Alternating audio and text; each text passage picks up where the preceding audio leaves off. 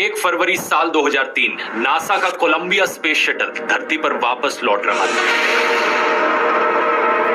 इसमें बैठे हैं 7 एस्ट्रोनॉट्स, जिनमें से एक इंडिया के लिए बहुत खास है, मिशन स्पेशलिस्ट कल्पना चावला। ये सभी एस्ट्रोनॉट्स 2 हफ्ते स्पेस में बिताने के बाद वापस धरती पर लौट रहे हैं और इनके परिवार और दोस्त इनका बेसब्री से इंतजार कर रहे हैं। इन सब के लिए फ्लाइट बड़ी खास है, लेकिन नासा के लिए ये एक बहुत ही आम रूटीन फ्लाइट है, क्योंकि स्पेस मिशन कोलंबिया प्रोग्राम की ये 28वीं फ्लाइट है। 8:44 स्पेस शटल धरती की एटमॉस्फेयर में री एंट्री मारता है।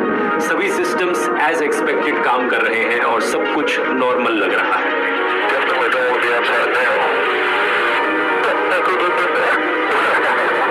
धरती पर स्पेस सेंटर में मौजूद है कैप्सूल कम्युनिकेटर कैपकॉम चार्ली होबॉक। ये वो इंसान है जो स्पेस शटल के साथ कम्युनिकेट कर रहे हैं। कुछ ही मिनटों बाद चार्ली होबॉक स्पेस शटल में बैठे एस्ट्रोनॉट्स के साथ टायर प्रेशर की रीडिंग्स को लेकर बात करते हैं। Columbia, Houston, we see your tire pressure messages and we did not copy your last. Instrumentation, Max. दूसरी तरफ से मिशन कमांडर रिक हस्बैंड अपना जवाब दे रहे थे कि अचानक से लाइन कट हो जाती है। उनकी तरफ से सिर्फ एक शब्द सुनाई देता है, रॉजर, और उनका जवाब अधूरा रह जाता है। चार्ली होबॉक दोबारा से कम्युनिकेशन बनाने की कोशिश करते हैं, लेकिन दूसरी तरफ से कोई जवाब नहीं। 10 मिनट बीत जाते हैं, कोशिश जारी है, लेकिन दूसरी तरफ से अभी भी कोई जवाब नहीं। Columbia, Houston, UHF com check. Space centre में मौजूद नासा की ये टीम इस बात से अनजान है कि कोलंबिया स्पेस शटल में एक धमाका हो गया है। कुछ ही मिनटों बाद कैनेडी स्पेस सेंटर पर एक कॉल आती है। जरा टीवी ऑन करके न्यूज चलाओ। न्यूज में कुछ ऐसे दृश्य दिख रहे थे। They've lost contact. We can only hope that what we're seeing is not the worst. I wonder if anybody knew what just blew up going across Nacogdoches. I saw a fireball. I looked up and it was in 15 pieces. जमीन पर मौजूद कुछ लोगों ने आसमान की तरफ देखा तो उन्हें ये दिखाई दे रहा था मानो एक कॉमेट सा गिर रहा हो। चमकीली सी रोशनी ये 2 टुकड़ों में टूट जाता है और फिर और टुकड़ों में बिखरने लगता है। इस चमकीली सी रोशनी के बिखरे हुए हिस्से धरती की तरफ गिर रहे हैं। 9:12 टेक्सास स्टेट में इस स्पेसशिप के टुकड़े आसमान से गिरने लगते हैं। नासा को अब तक एहसास हो गया था कि यहाँ एक बेहद खतरनाक हादसा हुआ है। कुछ घंटों बाद प्रेसिडेंट जॉर्ज बुश देश को एड्रेस करते हैं। My fellow Americans, this day has brought terrible news and great sadness to our country. The Columbia is lost. There are no survivors. सातों के सातों एस्ट्रोनॉट्स मारे जाते हैं और इनमें से एक थी 40 साल की Indian born American Kalpana Chawla, एक ऐसी महिला जिनकी दास्तां पूरे देश के लिए इंस्पिरेशन बन गई। आइए जानते हैं इनकी पूरी कहानी आज के इस वीडियो में।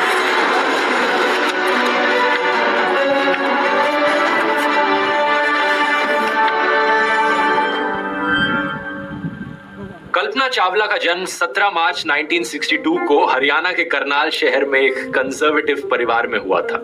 इनके पेरेंट्स बनारसी लाल चावला और संज्योति चावला पार्टीशन के दौरान पाकिस्तान से इंडिया आए थे और कल्पना इनकी चौथी और सबसे छोटी संतान थी। जब इन्होंने स्कूल जाना शुरू किया तो कोई फॉर्मली नाम नहीं दिया गया था इनको। घर पर इनको मोंटू करके पुकारते थे। जब उसकी बड़ी बहन स्कूल लेके गई, नाम पूछा तो हमने बोला नाम तो रखा ही नहीं है। घर का नाम उसका मुंटू मुंटू ही बोलते थे सब उसको।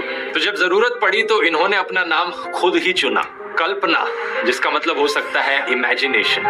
उस वक्त किसी ने कल्पना नहीं करी थी कि ये छोटी सी बच्ची आगे जाकर अपनी जिंदगी में क्या कर दिखाएगी।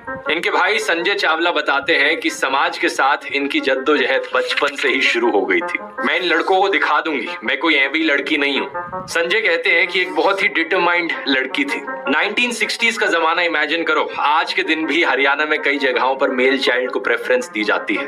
उस जमाने में तो क्या होता होगा। कल्पना चावला को स्पेस में दिलचस्पी आसमान में उड़ते हुए प्लेन्स को देखकर हुई थी। बचपन में अपने पिताजी के साथ लोकल फ्लाइंग क्लब में जाती थी और इनके पेरेंट्स ने इनकी इस दिलचस्पी को नोटिस करना शुरू की। लेकिन आगे जाकर जब वो बड़ी हुई तो इनके पिता और इनके प्रोफेसर्स और टीचर्स सभी का यह कहना था कि इस प्रोफेशन को परस्यू मत करो। लड़कियों के लिए इस करियर पाथ में कुछ नहीं रखा। संजय चावला बताते हैं कि सबके लिए एक बहुत बड़ा शौक था।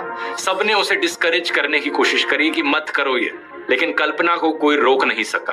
पंजाब इंजीनियरिंग कॉलेज से ये एरोनॉटिकल इंजीनियरिंग में अपनी बैचलर्स डिग्री कंप्लीट करती है और उसके बाद चली जाती है ये अमेरिका अपनी मास्टर्स डिग्री करने के लिए यूनिवर्सिटी ऑफ टेक्सास से। इवन दो इनके पिता इसको लेकर भी डिसअप्रूव कर रहे थे कि बाहर पढ़ने नहीं जाना चाहिए। Because I lived in India in a very small town and forget about space, I didn't even know if my folks were going to let me go to the engineering college. आगे चलकर साल 1988 में ये PhD भी कर डालती है aerospace engineering में यूनिवर्सिटी ऑफ कोलोराडो से। इस वक्त इनकी उम्र करीब 26 साल थी और नासा के एम्स रिसर्च सेंटर में ये काम करने लगती है। इनकी स्पेशलाइजेशन फ्लूइड डायनेमिक्स एयरक्राफ्ट की, यानी इस चीज को स्टडी करना कि जो हवा है वो फ्लूइड की तरह किस तरीके से फ्लो करती है एयरक्राफ्ट्स के विंग्स के अराउंड और चारों तरफ से।